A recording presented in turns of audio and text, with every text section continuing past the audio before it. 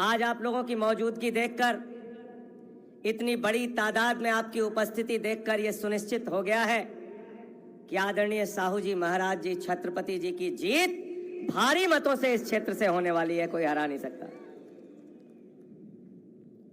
मैं ज्यादा लंबी बात नहीं करूंगा क्योंकि अभी आदरणीय साहू जी को भी बोलना है, शरद पवार जी को भी बोलना है, उद्धव जी को भी अपनी बात रखनी है।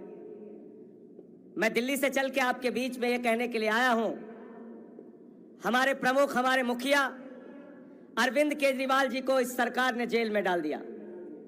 भारत के प्रधानमंत्री ने झारखंड के मुख्यमंत्री को जेल में डाल दिया, हेमंत सोरेन को जेल में डाल दिया, मनीष सिसोदिया को जेल में डाल दिया, हमारे एक और मंत्री सत्येंद्र जैन को पकड़ के जेल में डाल दिया, शरद पवार जी की पार्टी के नेता अनिल देशमुख जी को पकड़ के जेल में डाल दिया, संजय रावत जी शिवसेना के नेता उनको पकड़ के जेल में डाल दिया। मुझे 6 महीने जेल में रखा, लेकिन मैं प्रधानमंत्री जी से कहना चाहता हूं, चाहे जितनी जेल में डालो, तुमसे लड़ाई जारी रहेगी और इस बार के चुनाव में तुमको इस देश की जनता तुम्हारी तानाशाही का जवाब देगी। दुनिया का सबसे बड़ा लोकतंत्र है भारत। 145 करोड़ लोग अपने वोट की ताकत से नेता चुनते हैं, वो उनको सांसद बनाते हैं, विधायक बनाते हैं, मंत्री और मुख्यमंत्री बनाते हैं। प्रधानमंत्री जी और उनकी पार्टी सारे विपक्ष को जेल में डालना चाहती है। मुझे तो प्रधानमंत्री जी के ऊपर एक छोटी सी कहानी याद आ गई। एक बार एक लड़का सारे विपक्ष को जेल में डालना चाहते हैं मोदी जी। एक बार एक लड़का ट्रॉफी लेके अपने पापा के पास पहुंचा। उसने कहा, पापा मैं फर्स्ट आया, पापा मैं फर्स्ट आया, दौड़ में मैं फर्स्ट आया। पापा ने कहा, बेटा बहुत बहुत बधाई तुमको, ये बताओ तुम्हारे साथ प्रतियोगिता में कितने लोग थे? बोले, पापा मैं अकेले दौड़ रहा था, फर्स्ट आया, फर्स्ट आया, फर्स्ट आया। वो अकेले चुनाव लड़ना चाहते हैं, सारे विपक्ष को जेल में डालना चाहते हैं। मैंने सुना था कोई कार चोर होता है, कोई बाइक चोर होता है, कोई सोना चोर होता है, कोई घर में घुस के चोरी करता है। प्रधानमंत्री और उनकी पार्टी चोर है, पूरी की पूरी पार्टी चोरी कर ले जाती है। बाला साहब ठाकरे जी की, उद्धव ठाकरे जी की तीर कमान चोरी कर ली मोदी जी ने। शरद पवार जी की घड़ी चोरी कर ली। इन घड़ी चोर और तीर कमान चोरों को इस बार के चुनाव में जवाब देना है। महाराष्ट्र के लोगों आपको जवाब देना है। 48 की 48 सीटों पर इंडिया गठबंधन जीतना चाहिए, 48 की 48 सीटों पर। और ये घड़ी चोर और तीर कमान के जो चोर हैं, उनको ये बता देना कि आप छत्रपति शिवाजी महाराज के वंशज हैं, उनको मानने वाले लोग हैं, उनके रास्ते पर, उनके पद चिन्हों पर चलने वाले लोग हैं। और छत्रपति शिवाजी महाराज ने कहा था, गद्दारों को माफी नहीं, जो गद्दारी करते हैं उनको कभी माफ मत करना।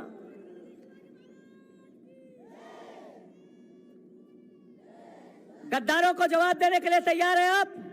हाथ उठा के बताइए, तैयार है ना? मोदी जी कहते हैं हमारी ये गारंटी, ये गारंटी, ये गारंटी। मैंने कहा, मोदी जी आपकी सिर्फ एक गारंटी है, झूठ बोलने की गारंटी है। प्रधानमंत्री नरेंद्र मोदी ने 10 साल में इतना झूठ बोला, इतना झूठ बोला, मैं समझता हूं विश्व रिकॉर्ड बन सकता है प्रधानमंत्री का।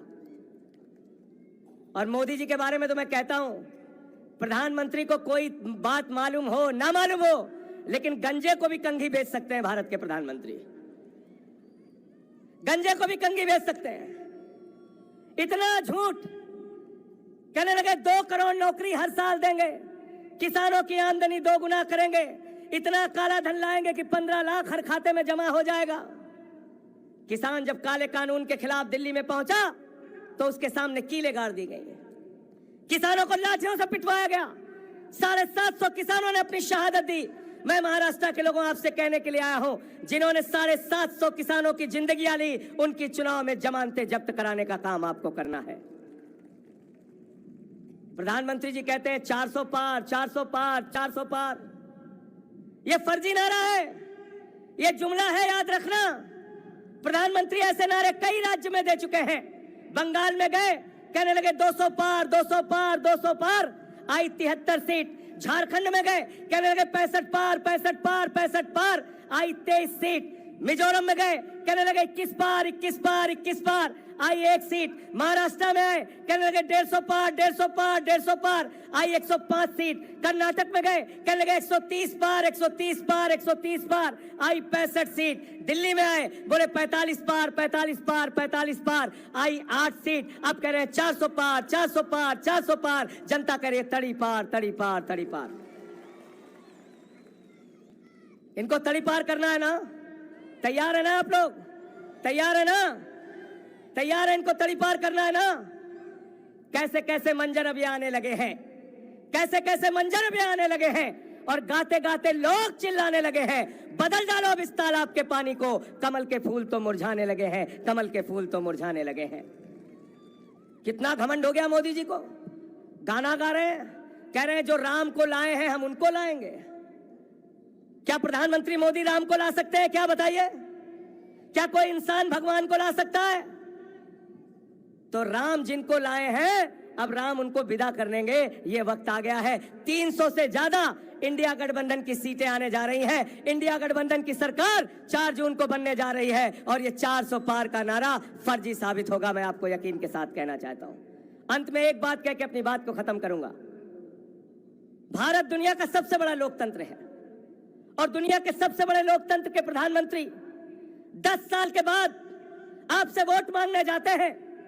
10 साल में शिक्षा के लिए क्या किया नहीं बताते, बिजली के लिए क्या किया नहीं बताते, किसान के लिए क्या किया नहीं बताते, नौजवान के लिए क्या किया नहीं बताते, महिलाओं की सुरक्षा के लिए क्या किया नहीं बताते। भारत के प्रधानमंत्री और उनकी बातों को सुन के देश शर्मिंदा हो जाता है।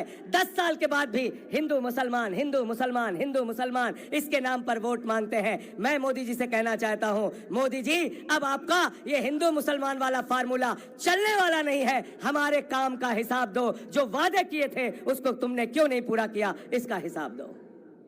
इसके हिसाब के नाम पर इनसे वोट लेना है। साथियों और दोस्तों, मैं सिर्फ यही कहने आया हूं, उत्तर प्रदेश गया था, वहां हवा बदली है, हरियाणा में हवा बदली है, राजस्थान में हवा बदली है, दिल्ली में हवा बदली है।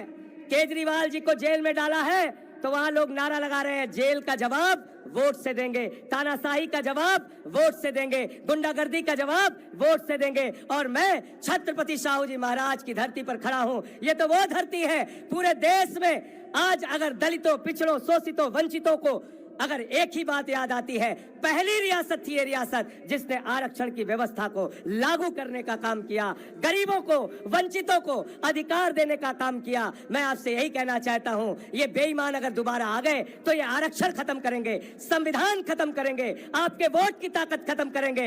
हम बाबा साहब डॉक्टर भीमराव अंबेडकर के संविधान को खत्म नहीं होने देंगे, हम अपने आरक्षण को खत्म नहीं होने देंगे, हम अपने वोट की ताकत को खत्म नहीं होने देंगे। हम भारतीय जनता पार्टी और एनडीए को इस चुनाव में हराएंगे। और मैं फिर दोहरा रहा हूं, महाराष्ट्र में 48 की 48 सीटें इंडिया गठबंधन को दे देना, इन बेईमानों को हराने का काम करना। बहुत बहुत शुक्रिया, बहुत बहुत धन्यवाद।